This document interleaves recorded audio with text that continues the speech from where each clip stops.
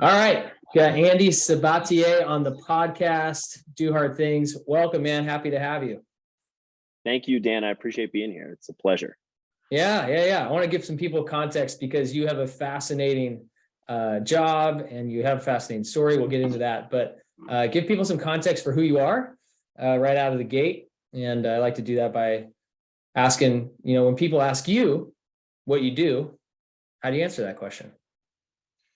So I am a functional breathing therapist. Now, before anybody goes and Googles that, that's a term I made up because it's hard to pin down exactly what I do. By trade, I am a doctor of physical therapy.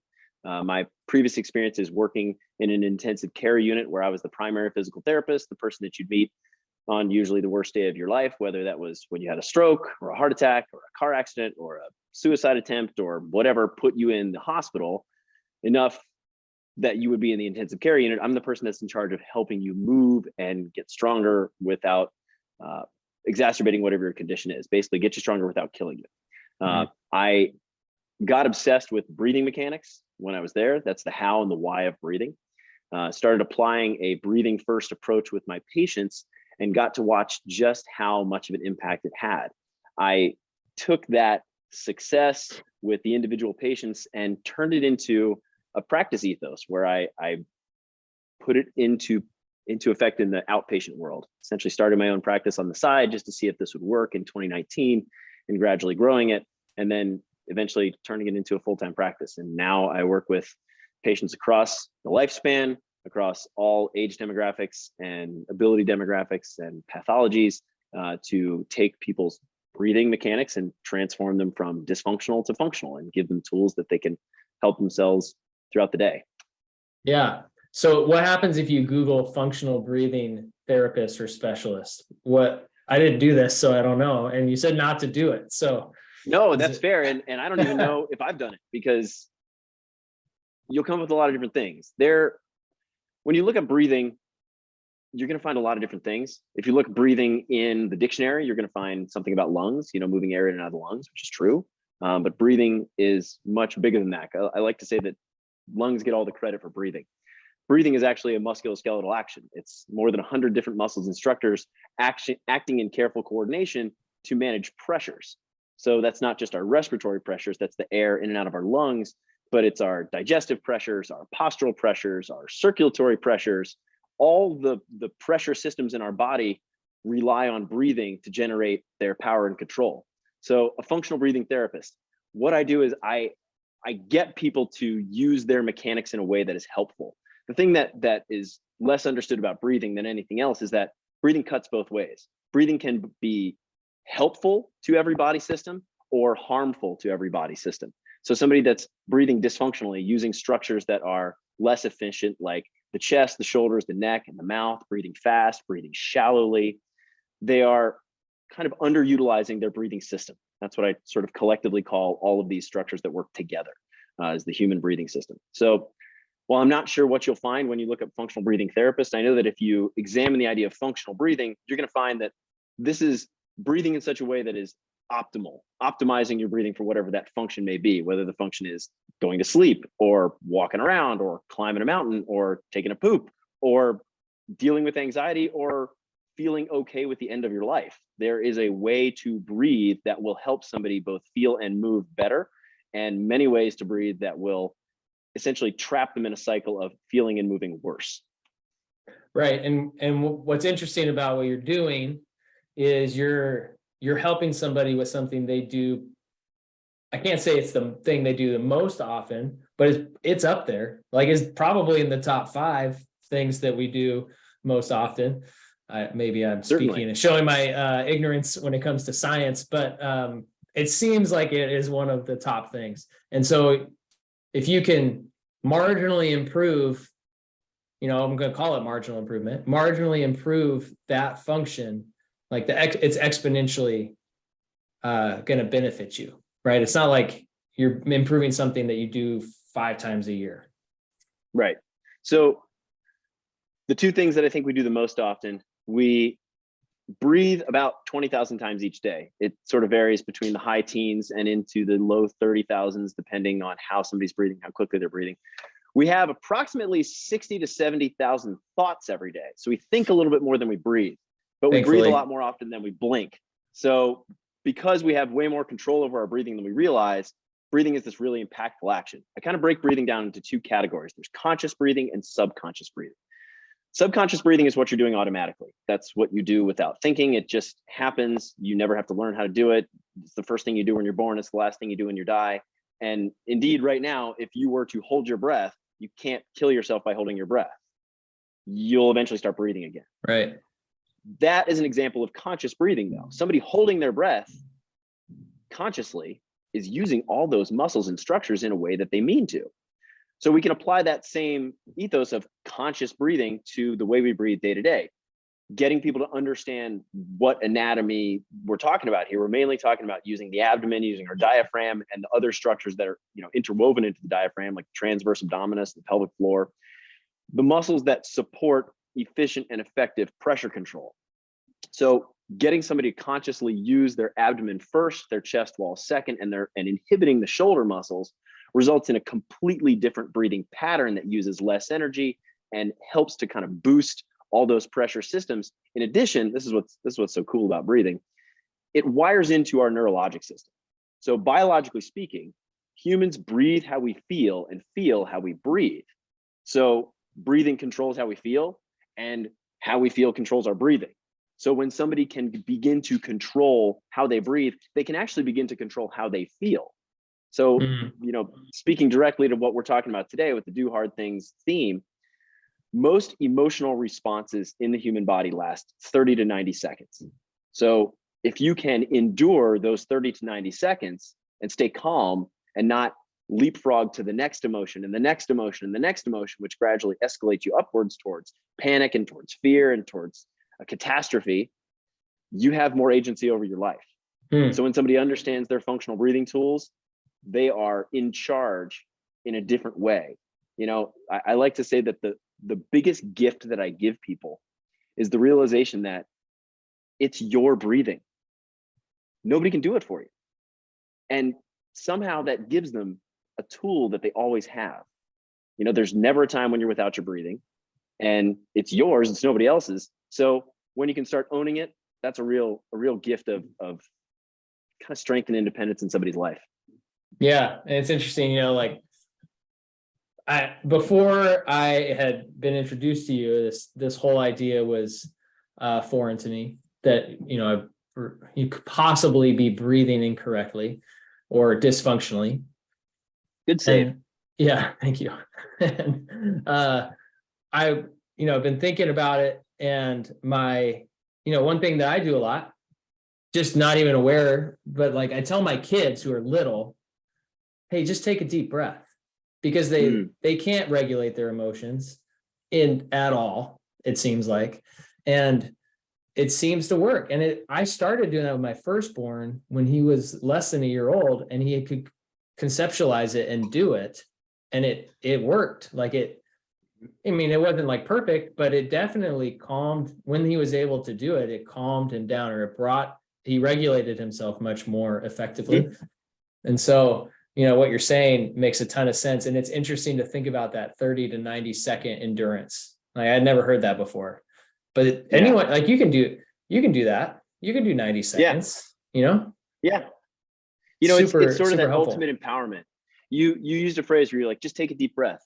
And I'm going to kind of editorialize that. Please. We even smash that phrase down into just breathe.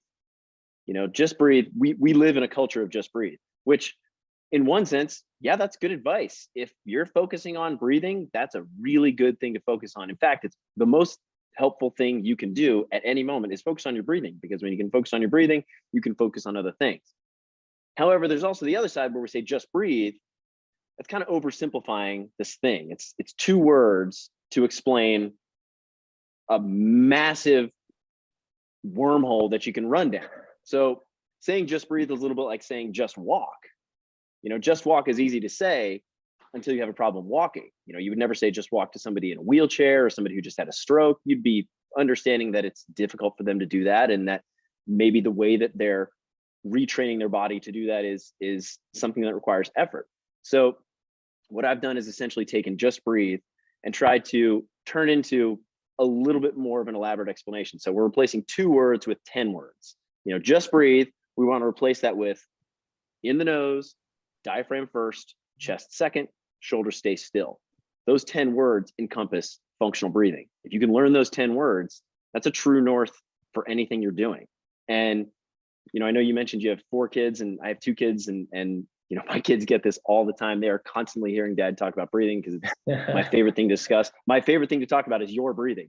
And that extends to my kid. I've got a 4.5-year-old who, she knows how to do everything we just said. She knows it's important to close her mouth. She knows it's important to use her diaphragm first. She knows not to use her shoulders. And it's when you give kids information in a way that treats them a little bit like a grown-up, where I'm gonna teach you this thing and expect that you can learn it.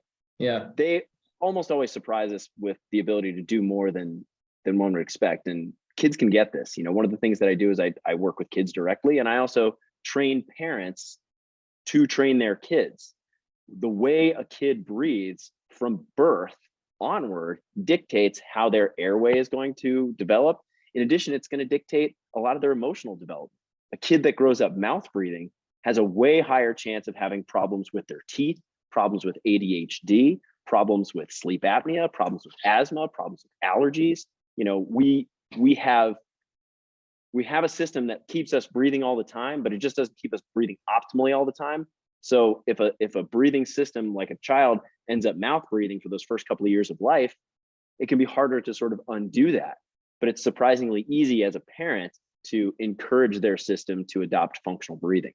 Man, I'm so curious to know, because you in a way stumbled into this, not to say it was a stumble, but it was never like your life's intention to be coaching people on breathing.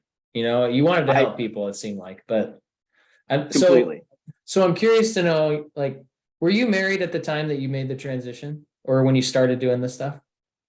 Yeah, so it's actually really interesting. So my wife is also a physical therapist. She Okay. is she's the jock of the family. She played field hockey in college, and we met in PT school.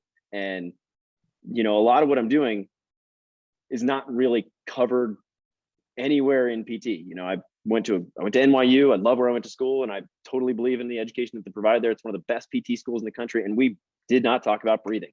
And I did my clinical rotations at Stanford. We did not talk about breathing. I was working in the ICU for months being obsessed with this thing, only to seek official training and education to find out I had been doing it dysfunctionally as well. So I am pushing the information that I wish I had known. I didn't know what I didn't know. And for a couple of months, I was coaching patients to breathe dysfunctionally in the ICU, just trying to get them to take a deep breath, because I thought it was, hey, just breathe.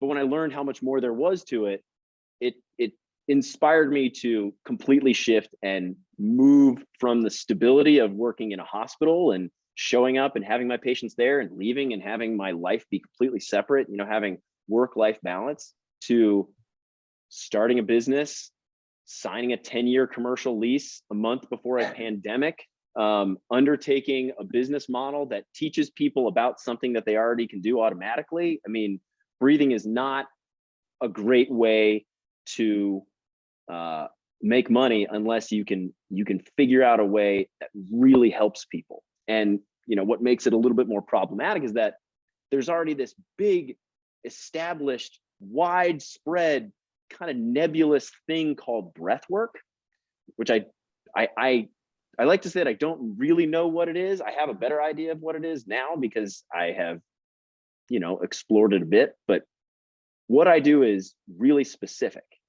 I am a physical therapist. I apply my functional movement expertise to the most functional movement in the world, which is your breathing. It's the thing that you need to do to function, no matter what that function is. So all I do is break down breathing a little bit like you'd break down a golf swing. So giving people insight into what they're doing, and then insight into how to turn it into something that's more efficient and more helpful, so they stop slicing the ball so much. Yeah, totally. So when you got into this like rabbit hole of breathing and we're like, this is the thing, like, I can't believe I didn't know this. This is crazy how impactful this is. What were the reactions that you got when it was like, I'm by ICU, by, traditional PT route and career, this is what I'm going to do? Were they like, yeah, this is needed? Or were they, are you serious? You're going to start a breathing academy? Like, Well, I'll tell you about 3 different reactions.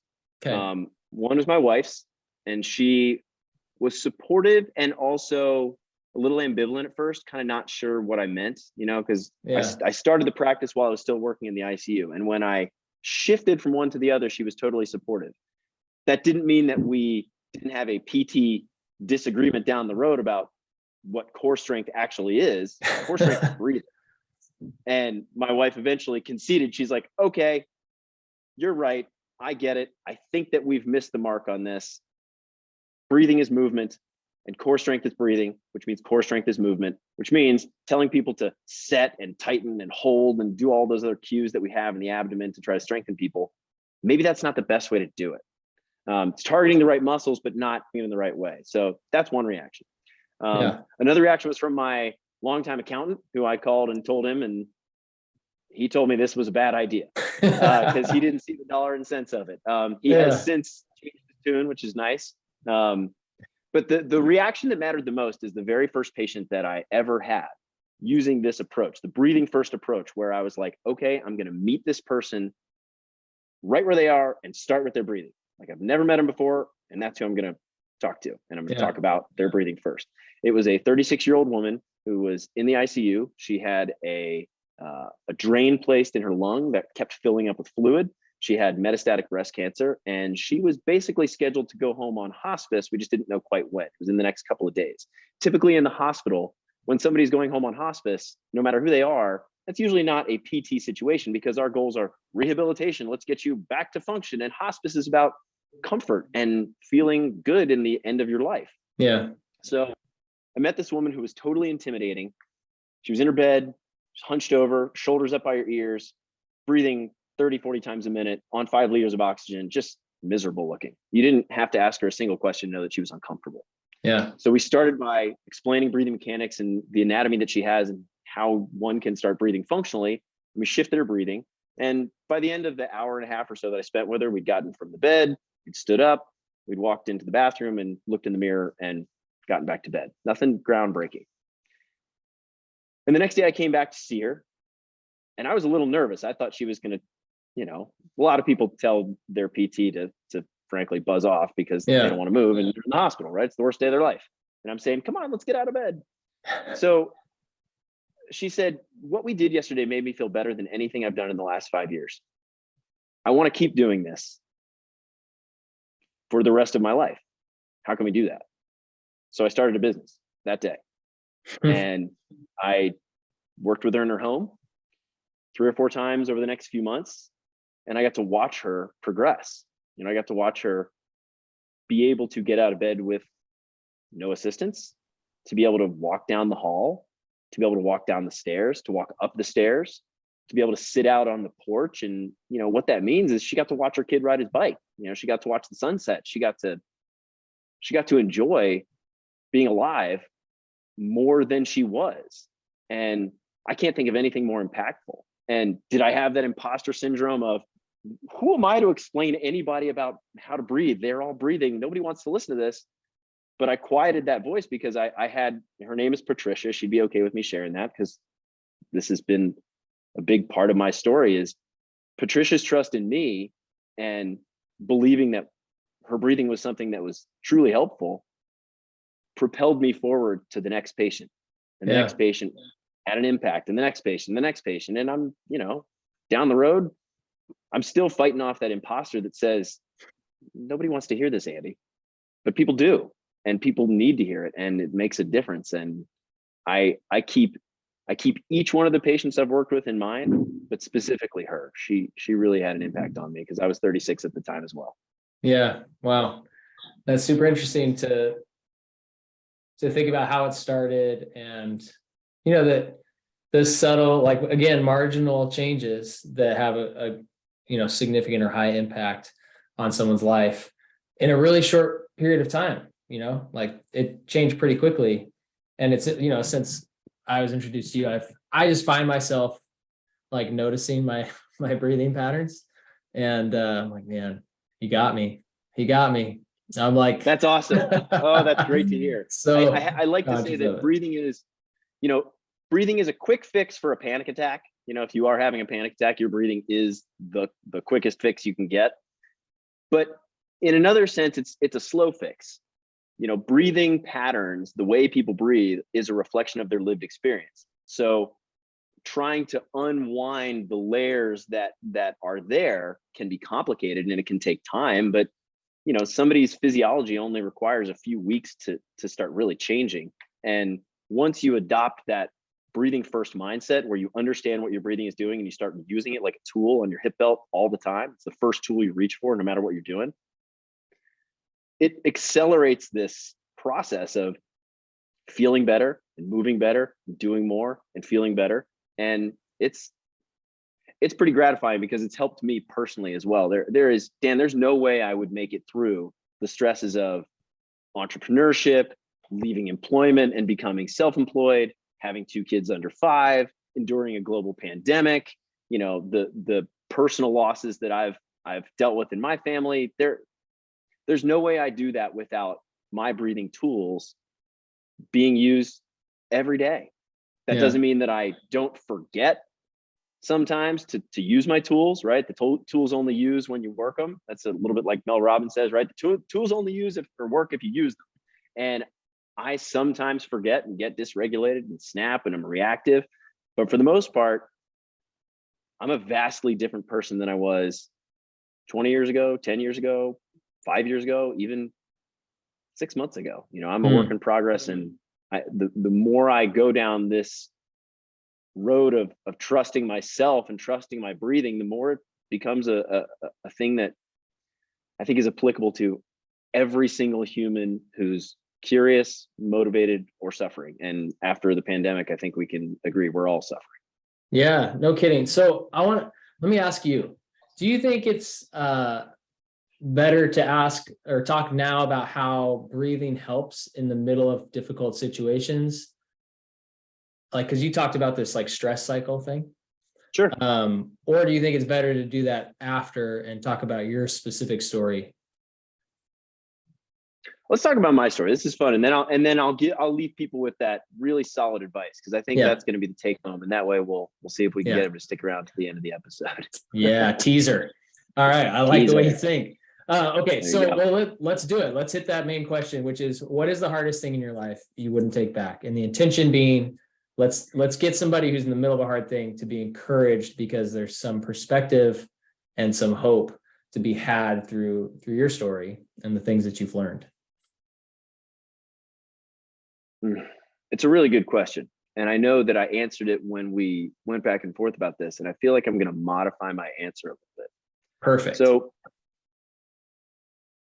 short form, the hardest thing that I've ever done that I wouldn't take back is starting this practice and leaving the security of employment and working in a lane that I trusted and what I was good at, you know, pushing myself out into the world of entrepreneurship where people can judge you. And, you know, for what I'm doing, I just don't know anybody else that's doing what I'm doing. So I'm way out here on my own, and it's really scary. You know, I don't know any other PTs that are doing what I'm doing. I don't know anybody that's got a background like I do, and it's unique and it's got its highlights. You know, you and I got connected through my past as a low-level professional skier, and that comes with highs, like skiing beautiful mountains and feeling truly alive and playing with gravity and feeling like you're flying and all that good stuff. And it comes with lows, like seeing your best friends die right in front of you, and not wondering if it's going to be you, but knowing that it very well could be, and still living with that element. I think it's what prepared me to go and work in the intensive care unit. You know, I came into PT school not wanting to do anything like that. I didn't even know that was a thing. But once I got into PT school and realized how much I disliked orthopedics and got a whiff of what it is like in that hospital environment, I saw how much of an impact a really good doctor of physical therapy could have in that way. And it fit me so well. And so I've always had an intense attitude and probably to my detriment at times. So I've had to hone that in a way to be in business on my own. And there's nothing like being on your own to make you stare yourself right in the face and look at all your own shortcomings and look at all your own bad habits and all the stuff that you don't want to talk about and think about. That's what I've had to do. And in a way, it's putting myself out there and saying, I am a gift. I'm enough, and I'm loved, and I can do this. I can be a businessman. I can provide something meaningful to anybody on earth, not just the people who are stuck in the ICU have to deal with me. Yeah. It's not a captive audience anymore. It's please come and see me because I know this works. And it's hard to be judged like that. I judge myself every day and deal with the imposter every day. When I listen to some of the stories that people have told on your podcast, a lot of them have to do with personal loss and that is a piece of this. In the intervening months that bookended the pandemic and bookended me leaving the hospital and starting this, my two cousins who were like my little brothers, both died inadvertent deaths of despair, untimely and total surprises. One 4 days before my son was born. And, I've carried that through this whole experience and have leaned on it at times for a reality check of what matters and what doesn't. Yeah. Because when I get bogged down in the details and all the little things about, there's a million little things about starting a business that seem really important at the time, but in the end are simple little judgment calls that you can move on from. I pull the lens back and remember the joyful things like my son Hugo being born, and the terrible things like my cousins RJ and Alex dying way too young, and what their parents are enduring. And I think about my Uncle Rome, their father's words, who said, life is one big and. You can be joyful and heartbroken. I can be joyful at what I'm doing with my work and that I'm feeling like I'm making a difference in the world. And I can be completely heartbroken to lose these family members and also feel like an imposter and also wonder if it's going to work. I'm leaning into that and mentality and not trying to fight it at all. Yeah. So let's talk about there's a lot there. Let's talk about the transition first, to starting this business. And you said there is you've mentioned the imposter syndrome, and then being alone, nobody's doing the thing you're doing. And there's this battle in your mind that you're having to fight of I'm putting words in your mouth, but please, am I crazy or not to be doing this thing? Because there's no precedent for it. And you're having to kind of be the wind in your own sails. It sounds like there's not a place to look and a path to follow that, is laid out for you. And so can you just kind of peel back the curtain a little bit on some of the doubts and uncertainties that you've walked through, or maybe are still walking through? And definitely. And then, the flip side of those and what allows you to continue. You said, am I crazy?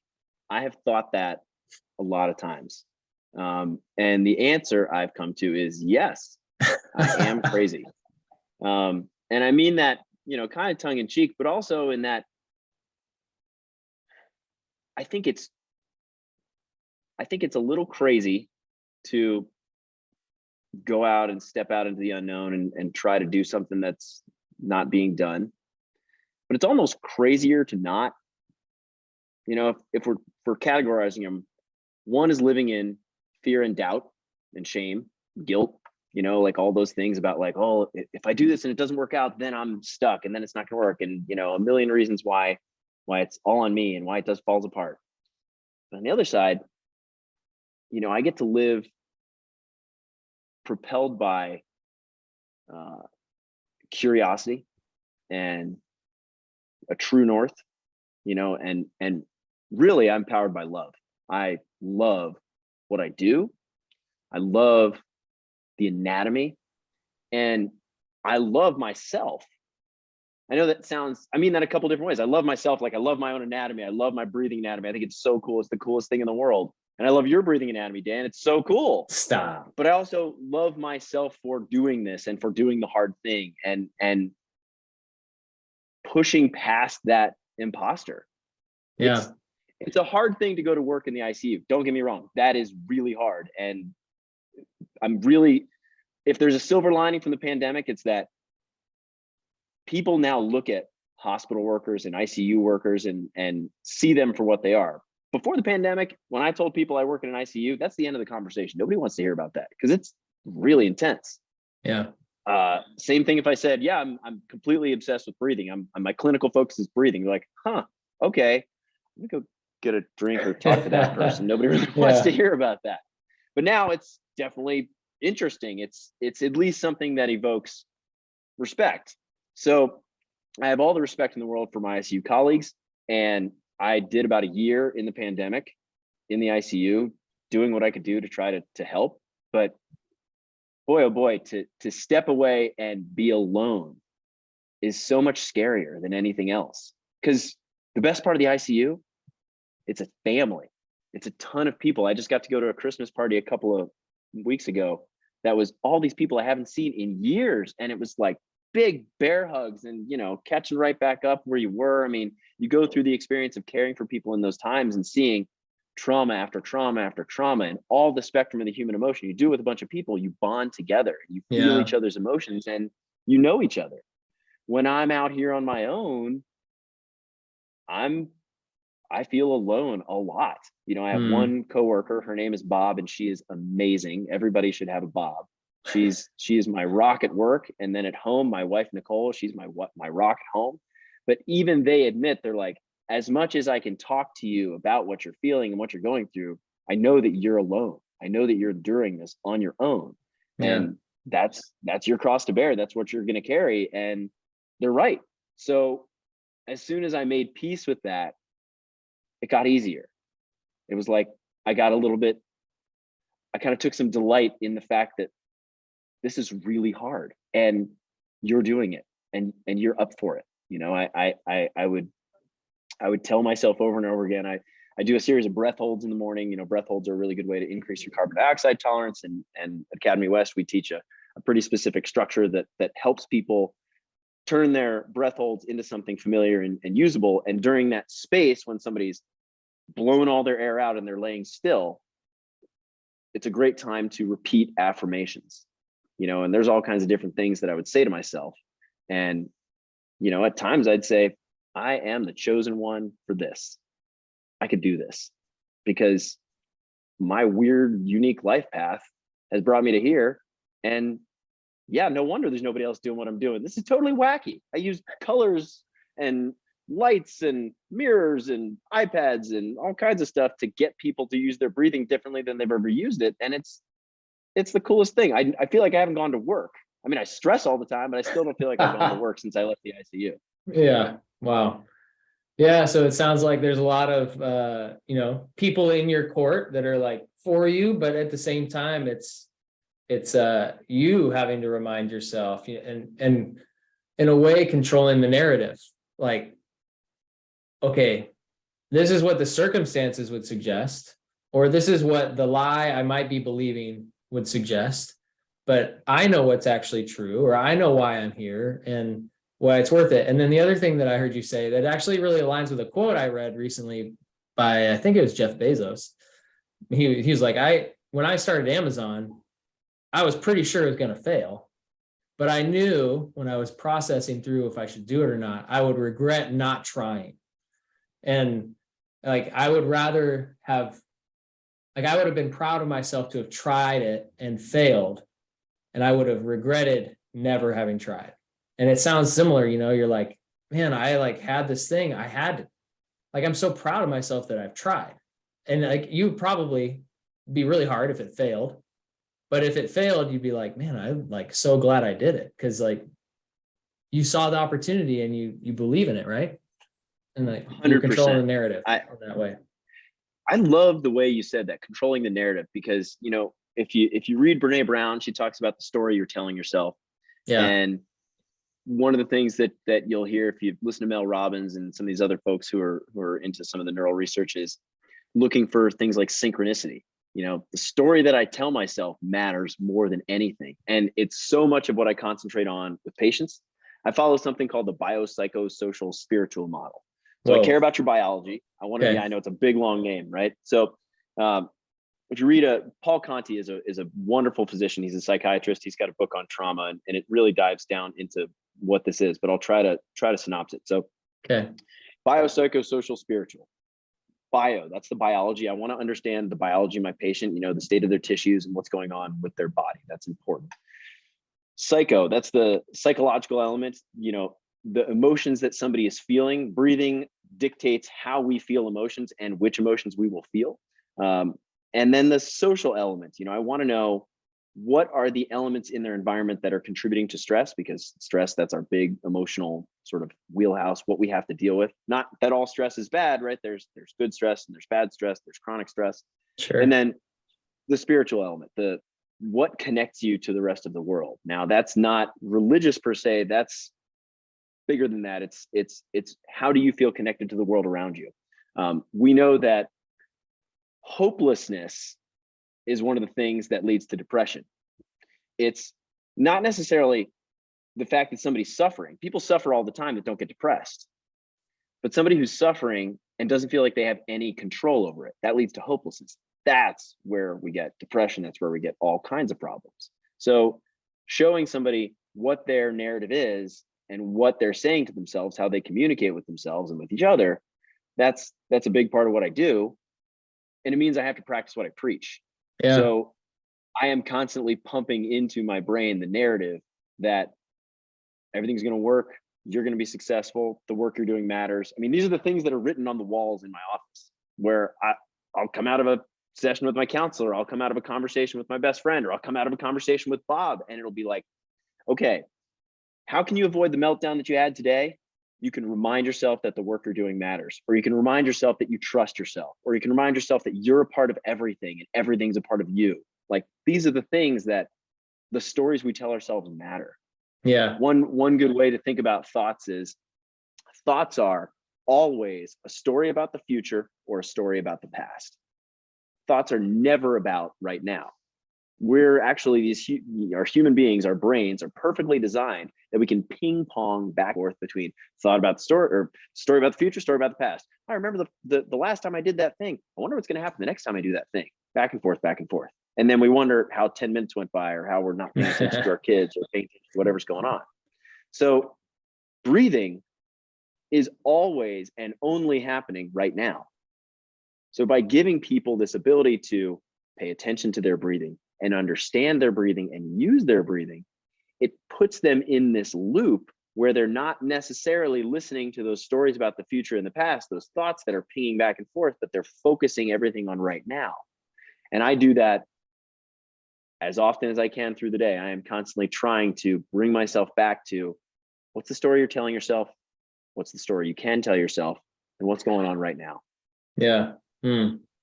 So, okay, let's talk a little bit more about the deaths of your cousins and the context of that. Like, oh, maybe not so much the context. I don't think that's so important as what made it, you know, so hard for you. It sounds like you said they were like your little brothers.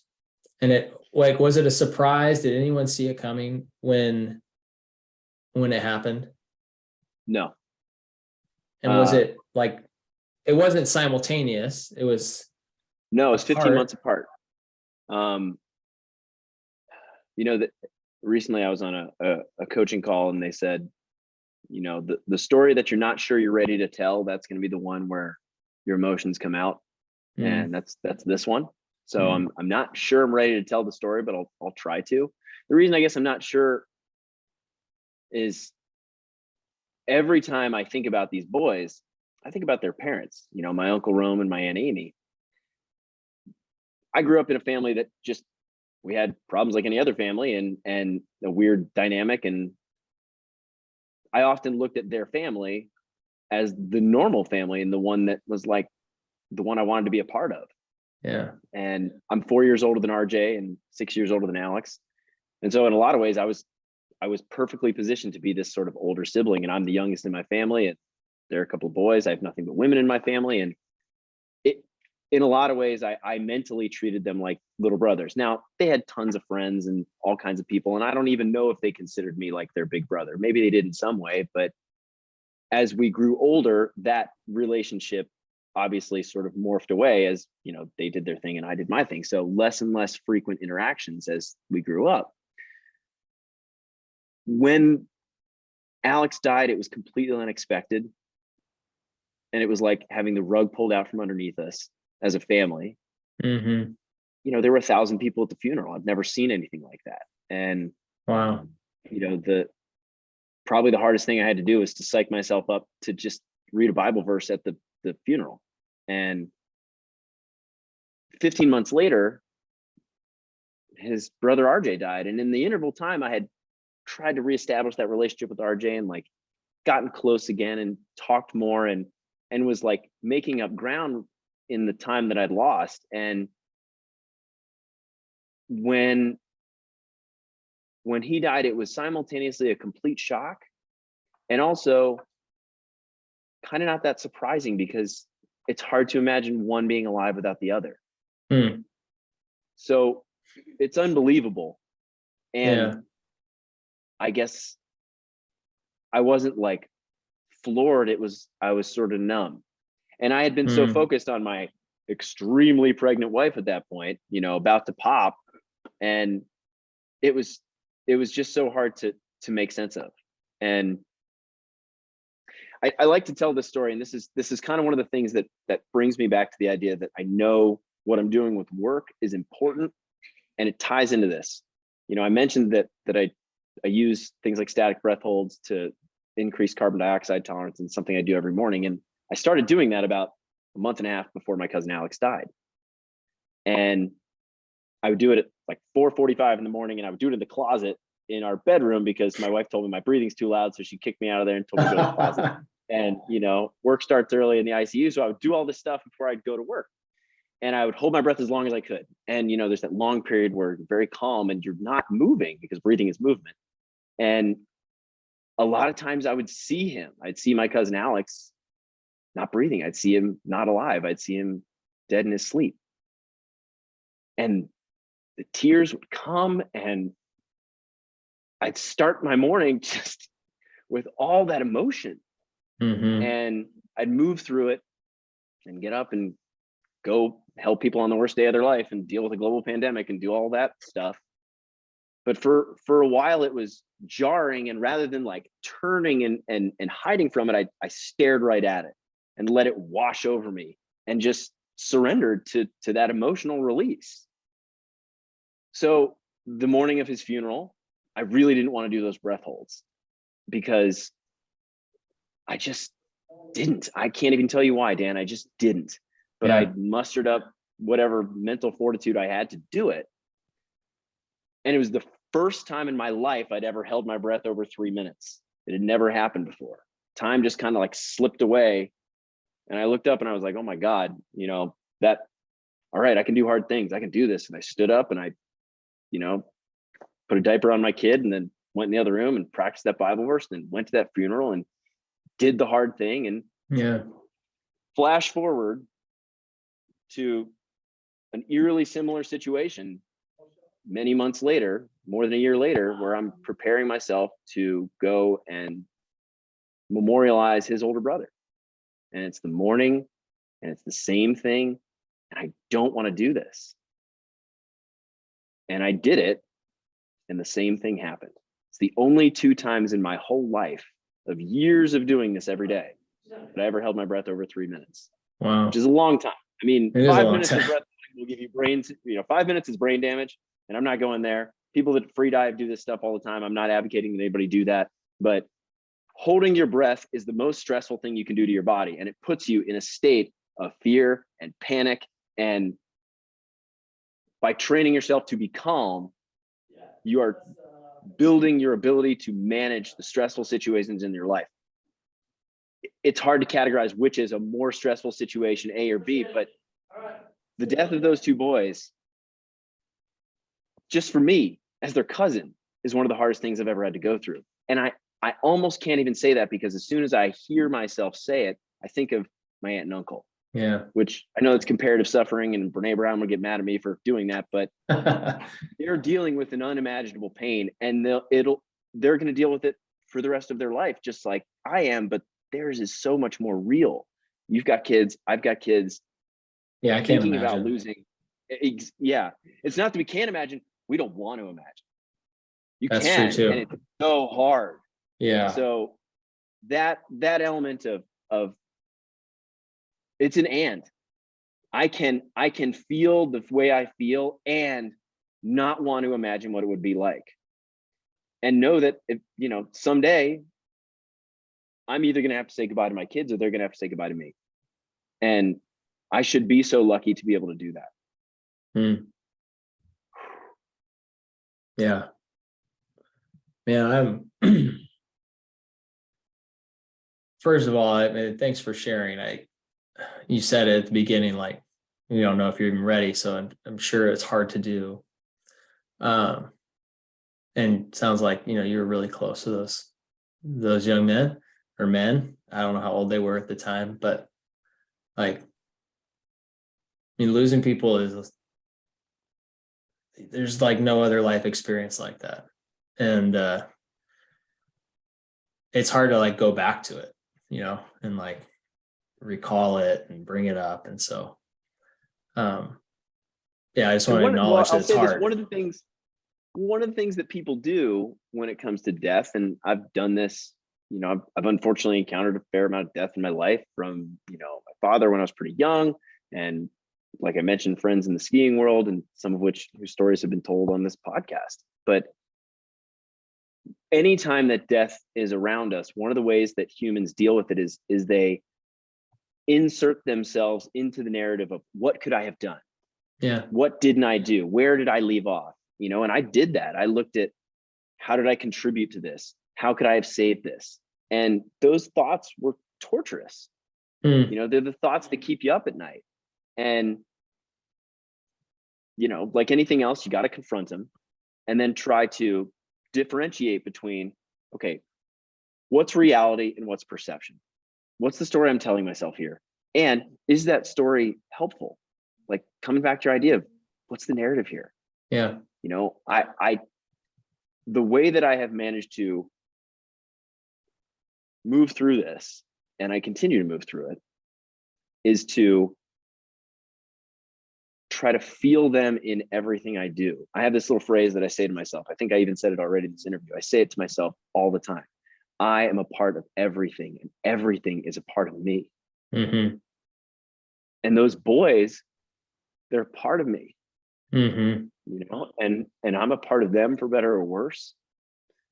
And that if I can use anything that I have learned, any lesson I learned from that awful experience, and use it to help somebody, that is a mitzvah. That's a good thing. That's something that's making good in the world. There's a picture of those two boys in my office, because I teach a lot of patients to hold their breath. And sometimes when I'm describing the significance of what they're doing and how powerful this thing is, sometimes I tell that story. And it's a way of sharing myself and meeting my patients with a bit of vulnerability. I do the same exact thing I did in the ICU. I show up, it's the worst day of your life. I'm gonna be vulnerable with you. I'm gonna share myself, and I'm gonna meet you on that level, and we're gonna go through this together. And I guess I kind of have to do that to myself about my own grief. I have to meet myself where I am, see the story I'm telling myself, try to turn it into something that's positive and not harmful, and just let those emotions wash over me. I use the image all the time of laying in the sand at the beach, but in the wet sand, the sand that's flat and that's moist and that's nearest to the water, so that if you're laying there and that bigger wave rolls up and just washes over you, it's going to wash back out. And to just let it, to not fight it, because you are a speck on the beach. You are not controlling any of that. You're just a part of it, Andy. You're a part of everything. Everything's a part of you. Let that wave wash over you and roll back out, and be grateful for the wave. Yeah. There's I mean, as a Christian, there's a saying by a pastor. His name's Charles Spurgeon. He said he used the phrase "kiss the wave," the wave that throws you against the rock. And in the Christian world, the rock is God, who, like, all this hardship pushes you into the thing you need the most. And it's like you can look at the wave as throwing you into a rock, or you can look at it as like a gift that's like bringing you back to stability at the end of the day.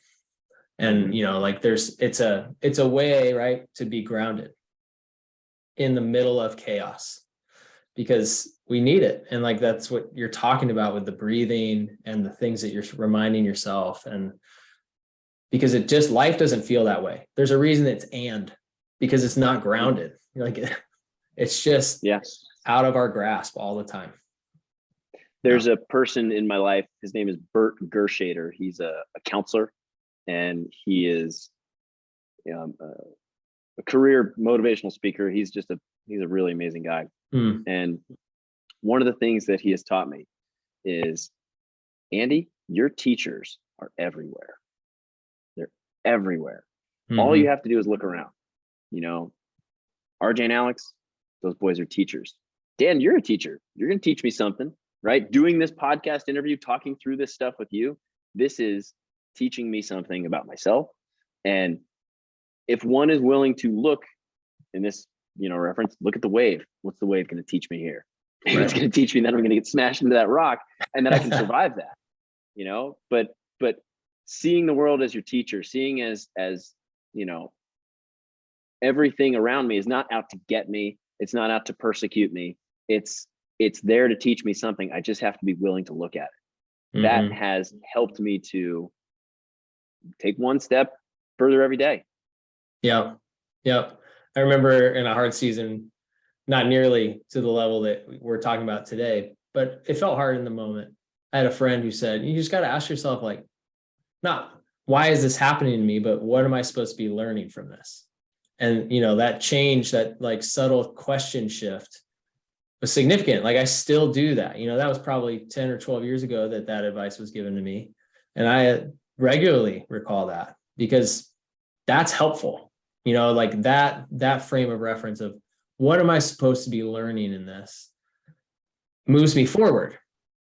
It does ascribe some purpose to something that is easy to want to like just curl up in a ball and hide from, or just be mad at, like, and sit without any kind of direction, and I'm really thankful. Like it's crazy. Like it seems like you need to take this really big, audacious goal mindset to get yourself out of whatever season you find yourself in, but it's not. It's like, it's just a subtle shift. It's almost like you're looking you're in a valley, and you're looking maybe over your left shoulder, and the sun is peeking over on the right, and you just have to turn and see it. It's like you didn't even have to move. You just had to turn. And it's like, what's your perspective shift? So I'm gonna take this full circle back, because I know we put a pin in this. So thank you. For any person who is experiencing a hard season, I like the way you put that. Here's how your breathing can be that one simple step forward. I'm gonna explain this biologically, okay? Because you're breathing, you're gonna do it anyway, but shifting how you breathe can make the difference. So we have our autonomic nervous system. Okay, that's named autonomic because it's believed to be automatic. Spoiler alert, breathing controls your autonomic nervous system, and your autonomic nervous system controls your breathing. So it's sort of a chicken egg thing. So when we're in our fight, flight, or freeze mode, that's our sympathetic drive. That's where we're going to have emotions that are running rampant. That's going to be, fear. That's going to be pain. That's going to be panic. Basically stress. Our body goes into survival mode. It shunts blood away from the center of the body, sends it out to the arms and legs, so we can either fight off that predator, flight, run away from the predator, or freeze, meaning just shut down. Kind of like when an antelope gets scooped up on the savannah, and it just goes limp in the predator's jaws, and then the predator drops it, and then it just springs back to life and runs off. Humans do that, but we do that more emotionally. We sort of shut down, and that's when people can dissociate from whatever terrible experience they had. Yeah. So the way somebody breathes can perpetuate the fight, flight, or freeze response. It does it a couple of different ways. Faster breathing lowers our carbon dioxide.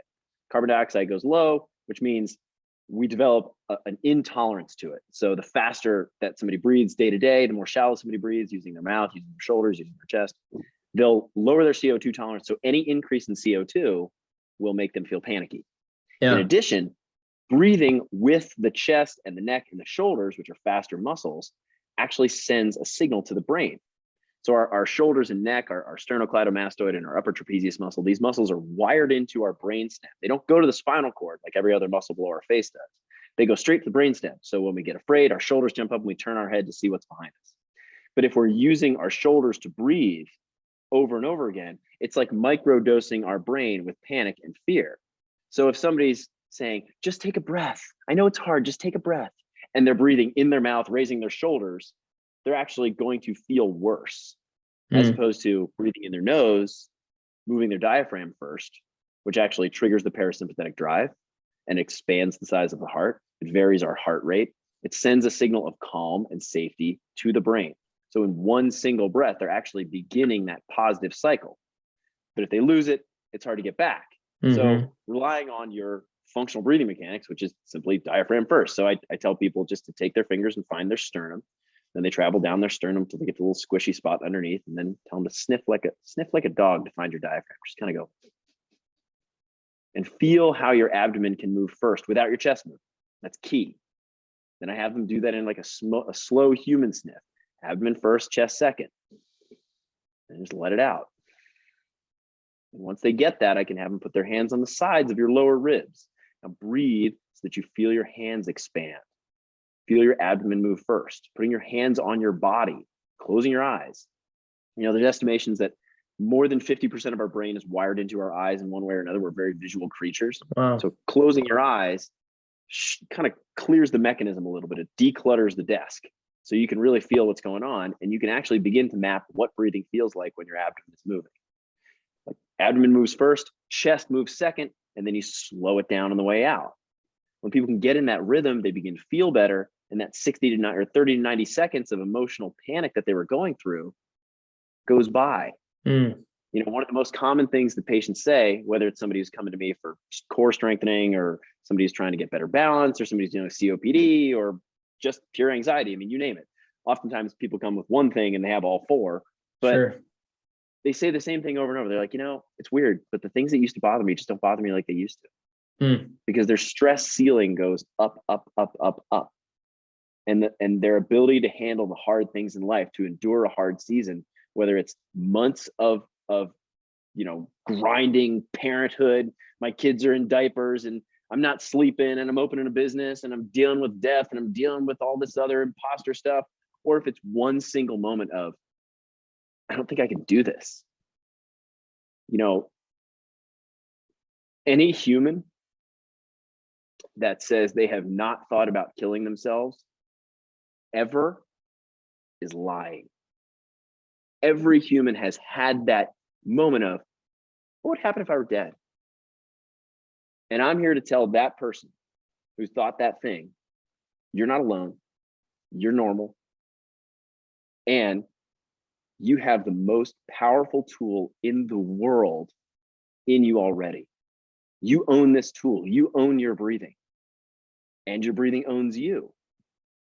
So if you can begin to understand it, the next time you have that moment of, God, this is so hard, I just wish I were dead, just for a day, you've got that thing that can get you through that moment.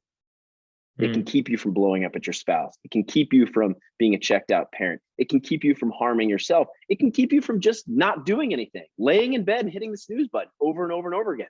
That's what stops you from taking that small action towards improvement, towards moving through grief, or whatever you're going to do, whatever that hard season is. Yeah. The single most impactful tool in the world exists in you right now. And all it takes is understanding it and practicing it. And the good thing is you have 20,000 opportunities every day to practice your breathing. It Yeah. is not something you want to do laying down. It's something you want to do standing up and moving and dancing. This is kind of a tangent, but I describe breathing like dancing. Dancing is conscious and subconscious. Dancing's rhythmic, dancing's coordinated, dancing's a muscular action, dancing has a neurologic element, cardiovascular element, a balance element. Breathing is the exact same way. All those things. And actually, I don't really know the difference between dancing and exercise, and think it's all kind of become one thing. And that's sort of how I approach life, is sometimes you're going to dance through the hard times. Sometimes you're going to dance through the joyful times. Your breathing is going to be the thing that takes you through all of that. And I am grateful that I have a true north to lean on. And I'm grateful that people like you, Dan, want to hear about it. So thanks for letting me yammer about it for so long. Man, I was going to tell you though, I might like actually take whenever, it was probably 2 minutes or 3 minutes ago, you got yourself a killer motivational speech, throw some music behind that thing. That's its own standalone YouTube video. So, I mean, it's just like encouraging. I think, what you're saying is empowering for people to, like we talked about before, start to control the narrative and to use, like you've been saying repeatedly, the tool that they have. And, you're not just saying it detached from, reality. Like you talk to people about this over and over and over again, and you've had to do it yourself. And that's powerful. And so I'm encouraged just listening to you. I'm like, man, I can go conquer the world. And I think, other people will feel the same way. So yeah, man, I'm really grateful. I think you're a really thoughtful person. And I think that you have this like real, I'm blanking on the word, but basically generous spirit. And so it's fun to get to know you in the short period of time we've had. And I'm excited for people to get to listen to your wisdom. Well, you made my day. That is a really nice thing to say. I'll leave people with this, because I believe that the first step to defeating this massive ubiquitous problem of dysfunctional breathing is to talk about it clearly. So when you are talking about your breathing, don't say belly breathing, talk about your diaphragm. When you're talking about your breathing, don't say breath. Don't say breath, the breath, none of it. Breathing. I'm breathing, you're breathing, it's my breathing, and it's your breathing, because you're breathing. And that's amazing. And you're not dying in an ICU bed. Yeah. There's no breath work in the ICU. Breath is a noun. It's a thing. It has a beginning and an end. It's finite. We say short of breath, losing my breath, out of breath, I have bad breath. Just stop with breath. It's really easy to confuse breath with breathe. In fact, people do it all the time. Next time you see just breath written, it's kind of funny. It's because I don't know what that means. Imagine going after somebody with a panic attack and being like, just breath. That would confuse them horribly.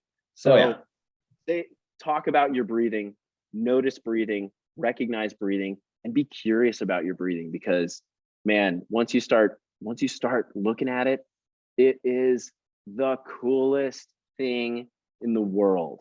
And I would love nothing more than to talk about your breathing. So if you're hearing this and you want to, you can certainly find me. I'm sure Dan will put something in the show notes about it, but all you got to do is look up Academy West Breathing Performance, and I can't wait to meet you.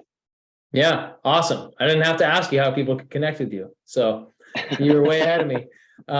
So for people that are interested, Academy West Breathing, I'll definitely put it in the notes. I was going to joke earlier, there's like so many stats and scientific things you're throwing out. I'm going to have like a list of, I don't even know where I'm going to get the notes. So we're just trust that he's a professional, folks. And you can do your own Google research. But we'll definitely get people a way to connect with you. And super thankful for you spending some time with us, Andy. Well, it is my privilege, Dan. I'm going to go get out of here and go get a haircut and then come back and type some notes. And I look forward to talking to you soon. You are yourself an excellent and curious person, and I appreciate your hospitality. And thank you.